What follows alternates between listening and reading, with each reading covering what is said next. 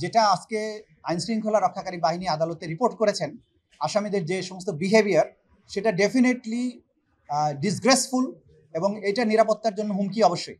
সে ব্যাপারে আমরা মনে করি জেল অথরিটি এবং আইন শৃঙ্খলা রক্ষাকারী বাহিনী যে স্থানে যে ধরনের পদক্ষেপ নেওয়া প্রয়োজন তারা আইন অনুযায়ী সেই পদক্ষেপ গ্রহণ করবে। আজকে আমাদের ট্রাইব্যুনালে মোটা দাগে 3টি মামলা ছিল। একটি মামলা ছিল পুরাতন মামলা, সেটা তো টাইম হয়েছে। প্রথমে যেটা শুনানি হয়েছে সেটা হচ্ছে ওবায়দুল কাদের সাহেব সহ যে মামলাতে 45 জন আসামি যাদের বিরুদ্ধে মানবতা বিরোধী অপরাধের সাথে সম্পৃক্ত থাকার অভিযোগ আছে, তারা কমান্ড রেসপন্সিবিলিটিতে, সুপিরিয়র রেসপন্সিবিলিটিতে তাদের বিরুদ্ধে অভিযোগ রয়েছে। তাদের বিরুদ্ধে সেই মামলাটার আজকে নির্ধারিত তারিখ ছিল। আজকে 17 জনকে উপস্থিত করা হয়েছিল।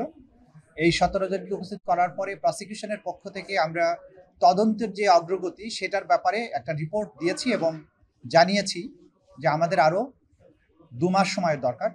সেই 2 মাস সময় আদালত মঞ্জুর করেছেন এবং 2 মাস পরে একটা তারিখ ঠিক করেছেন, সেই তারিখে এটা রিপোর্ট দাখিলের জন্য রেখেছেন। পরবর্তীতে শেখ হাসিনার বিরুদ্ধে 2টো মামলা ছিল আজকে শুনানির তালিকায়। একটি মামলা ছিল জুলাই এবং আগস্টের গণহত্যার সাথে তার সম্পৃক্ততার ব্যাপারে। সেই মামলাটি আমরা জানিয়েছি আদালতকে যে আমাদের তদন্ত একদম চূড়ান্ত পর্যায়ে আছে, যে কোনো মুহূর্তে এই তদন্ত রিপোর্টটা দাখিল হবে। তারপরেও স্বচ্ছতার স্বার্থে আমরা 2 মাসের সময়ে আবেদন করেছিলাম, আদালত সেটা মঞ্জুর করেছেন। কিন্তু এটা আমরা আপনাদেরকে জানাতে পারি যে এই তদন্তটা যে কোনো মুহূর্তে দাখিল হয়ে যাবে, সেটা আগামী সপ্তাহ হতে পারে, যে কোনো সময় হতে পারে। তৃতীয় যে মামলাটি ছিল সেটি হচ্ছে গুম এবং বিচার বহির্ভূত যে হত্যাকাণ্ড ক্রসফায়ার, এই রিলেটেড মামলায় 11 জনের বিরুদ্ধে আমরা মামলাটি প্রথম শুরু করেছিলাম। 11 জনের বিরুদ্ধে গ্রেপ্তারি পরোয়ানা জারি করা হয়েছিল। তার মধ্যে মাত্র একজন গ্রেপ্তার আছেন, তিনি হচ্ছেন সাবেক মেজর জেনারেল জিয়াউল আহসান। সেই মামলার ব্যাপারে আমরা যেটা জানিয়েছি যে এই মামলার তদন্ত করতে গিয়ে আমরা ডিটেনশনের যে সেন্টার, গোপন কেন্দ্রগুলো ছিল, এরকম 4টি ডিটেনশন সেন্টার আমরা আমাদের তদন্তকারী সংস্থারা ভিজিট করেছেন, উদ্ধার করেছেন এবং সেখানে গুমের কাজে, নির্যাতনের কাজে, গুম করে হত্যা করার কাজে যে সমস্ত ম্যাটেরিয়াল ব্যবহৃত হতো সেগুলো উদ্ধার করেছেন। যারা যারা এই গুমের সেন্টারগুলো পরিচালনা করতেন তাদের নাম ঠিকানা বের করেছেন এবং কিভাবে এই লাশ অথবা এই বন্দীদেরকে ডিসপোজাল করা হতো সেটার ব্যাপারেও তথ্য প্রমাণ সংগ্রহ অনেকগুলোই হয়েছে, অনেকগুলো চলমান আছে। এইখানে শত শত অভিযোগ আছে গুমের।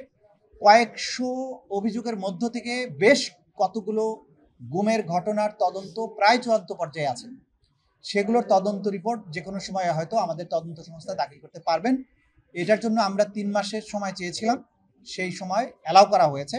বাট 3 মাসের মধ্যেই আমরা আশা করছি অন্তত কয়েকটি মামলার তদন্ত রিপোর্ট। এই গুমের ঘটনায় যদিও আমরা মূলত একটা মামলা দায়ের করেছি, এই একটা মামলার মধ্যে শত শত গুমের অভিযোগ আছে। সেখানে গুমের প্রত্যেকটা ইনসিডেন্টকে আলাদাভাবে ধরে আলাদা আলাদাভাবে তদন্ত রিপোর্ট দেওয়া চিন্তা ভাবনা আমাদের তদন্ত সংস্থা করছেন এবং তারা আশা করছি কয়েকটা তদন্তের রিপোর্ট খুব সহসাই দিতে সক্ষম হবে। এটা ছিল আজকের দিনে মোটা দাগের প্রসিডিংস। প্রাথমিক তদন্তে আমরা যারা প্রত্যক্ষদর্শী আছেন, ভিকটিম আছেন, তাদের বক্তব্য গ্রহণ করেছি। হসপিটাল থেকে ডকুমেন্ট সংগ্রহ করেছি, বুলেট উদ্ধার করেছি, ভিডিও ফুটেজ উদ্ধার করেছি, ড্রোন ফুটেজ উদ্ধার করেছি। এই সবগুলো থেকে আমরা যেটা মোটা দাগে তদন্তের কনক্লুশনের যে দিকে যাচ্ছে সেটা হচ্ছে যে এটা একটা রাষ্ট্রীয় সিদ্ধান্তে সুপিরিয়র রেসপন্সিবিলিটির মাধ্যমে হাসিনা নির্দেশ দিয়েছিলেন, তার মন্ত্রী পরিষদ, তার পুলিশ বাহিনী সেটা ক্যারি আউট করেছেন এবং তারা এই পরিকল্পনা সাজানো মাঠ পর্যায়ে বাস্তবায়নের কাজ করেছেন। এটা pure and simple widespread and systematic attack on civilian population. সে কারণে এটা ক্লিয়ারলি মানবতা বিরোধী অপরাধ। সেই মানবতা বিরোধী অপরাধের সুপিরিয়র রেসপন্সিবিলিটিতে শেখ হাসিনা বা অন্যান্য যে সমস্ত আসামিরা আছেন তারা তাদের পজিশন অনুযায়ী সেই মামলায় অভিযুক্ত হচ্ছেন এবং সেই অনুযায়ী তদন্ত রিপোর্ট দাখিল হবে বলে আমরা আশা করছি। দেখুন, এইটা হ্যান্ডকাপ পরানো বা না পরানো এটা প্রসিকিউশনের বিষয় না। যেটা বিষয় হচ্ছে জেল কোড অনুযায়ী আসামিকে আদালতে কিভাবে উপস্থিত করা হবে হবে না, এটা জেল অথরিটি নির্ধারণ করার ক্ষমতা রাখেন। কোনো আসামি যদি আনরুলি হয় এবং তাকে কন্ট্রোল করা না যায়, তার জন্য দিক থেকে যদি সিকিউরিটি রিস্ক থাকে, তাহলে তাকে হ্যান্ডকাপ করানো অথবা হ্যান্ডকাপের চেয়েও আরও জটিল কোনো পদ্ধতি যদি দরকার হয় সেটা কিন্তু জেল অথরিটি করতে পারেন। আজকে যেটা হয়েছে, যেটা এখানকার দায়িত্বরত আমাদের আইন শৃঙ্খলা রক্ষাকারী বাহিনী, তারা রিপোর্ট যেটা দিয়েছেন ট্রাইব্যুনালের সামনেও দিয়েছেন বা আমাদের কাছেও জানিয়েছেন যে কয়েকজন আসামি, বিশেষ করে হাসানুল হক ইনু সাহেব, শাহজাহান খান সাহেব এবং জিয়াউল হাসান সাহেব, তারা খুবই আনরুলি আচরণ করেছেন। এদেরকে ধমক দিয়েছেন, গালাগালি করেছেন, হুমকি দিয়েছেন, নির্বংশ করার কথা বলেছেন। একজন তো তিনি হেলমেট ছুঁড়ে মেরেছেন এবং আগেও তার ভিডিও আপনারা দেখেছেন, যেটা হয়েছে যে উনি ওনাকে যখন দুপাশে হ্যান্ডকাপ না লাগিয়ে, আগের সময়ে যে দুজন পুলিশ ওনাকে দুই পাশে দুই হাত ধরে নিয়ে যেতেন, উনি কিন্তু জোর করে হাত ছুটিয়ে ফেলেছেন। সুতরাং এইসব বিষয়গুলো সিকিউরিটি থ্রেট মনে করে ওনারা তাদেরকে কোর্টরুম পর্যন্ত আনার ব্যাপারে হ্যান্ডকাপ ইউজ করেছেন, এটা ওনারা আদালতে জানিয়েছেন। তো এই বিষয়টা প্রসিকিউশনের কিছু দায়িত্ব নেই। যদি প্রিজন অথরিটি এবং আইন শৃঙ্খলা রক্ষাকারী বাহিনী মনে করেন যে এই আসামিদের পক্ষ থেকে নিরাপত্তার ঝুঁকি আছে, তারা আনরুলি আচরণ করতে পারেন বা অন্য কোনো সমস্যা তৈরি করতে পারেন, আইন অনুযায়ী ব্যবস্থা গ্রহণ তারা করবেন, এটাই ট্রাইব্যুনাল বলে দিয়েছে। 17 জনকে তোলার সময় গেটের থেকে একজন একজন করে খুলে খুলে তো ঢুকাচ্ছিল। শেষ মুহূর্তে এই চাবি সংখ্যা, যেটা এই চাবির সংখ্যা বোধহয় বেশি না, আমি যতটুকু বুঝতে পেরেছি, খুলতে সময় লেগেছে, পরে তাড়াহুড়া করে ওনাকে ওই অবস্থায় ঢুকিয়ে ফেলেছে। এটা তাদের অনিচ্ছাকৃত। কোর্টরুমের মধ্যে কাউকে হ্যান্ডকাপ পরানোর নির্দেশনাও নাই এবং তারাও এটা করবেন না।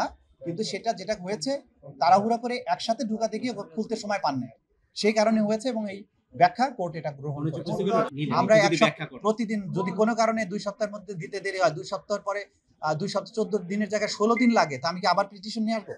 ন্যাচারালি আমরা সময় বেশি করে চাই, কিন্তু তদন্ত রিপোর্ট তার আগেই দাখিল হয়ে যাবে এবং আমরা আপনাদেরকে নিশ্চয়তা দিতে পারি আগামী 1-2 দিনের মধ্যেই হয়তো 2-1টা মামলা সুখবর আপনারা পেতে থাকবেন, যে আনুষ্ঠানিক বিচারের যাত্রা শুরু করার জন্য আমাদের কাছে তদন্ত রিপোর্টের চূড়ান্তটা আমরা পেয়ে যাবো ইনশাল্লাহ। 1 থেকে 2 দিনের মধ্যেই হয়তো পাবো।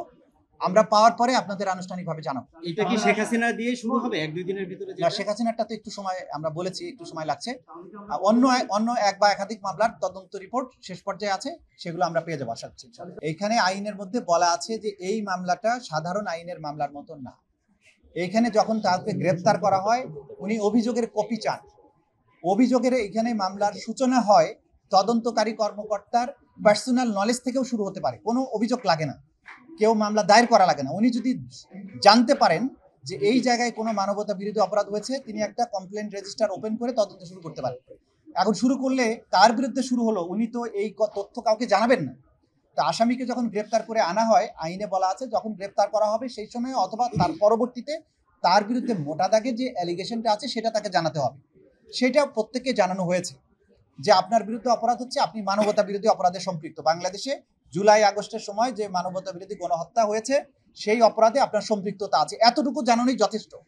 বাকি ডিটেইল সেখানে তার কতটুকু ইনভলভমেন্ট, কি সমাচার, কি সাক্ষী আছে, এগুলো পাবার অধিকার তার তখনই জন্মাবে যখন তার বিরুদ্ধে তদন্ত রিপোর্ট দাখিলের পরে চিফ প্রসিকিউটরের কার্যালয় ফর্মাল চার্জ দাখিল করবে, তখন কেবলমাত্র আসামিরা বাকি ম্যাটেরিয়ালগুলো পাওয়ার অধিকার রাখেন, তার পূর্বে নয়। এটা একটা বিশেষায়িত আদালত। এই আদালতের কার্যধারা বিশেষ আইন দ্বারা নিয়ন্ত্রিত। সাধারণ আইনের মতো এইখানে আসামিদের সব ধরনের অধিকার সেই রকম নেই, এটা আমরা অত্যন্ত ক্লিয়ারলি তাদের বুঝিয়ে দিয়েছি।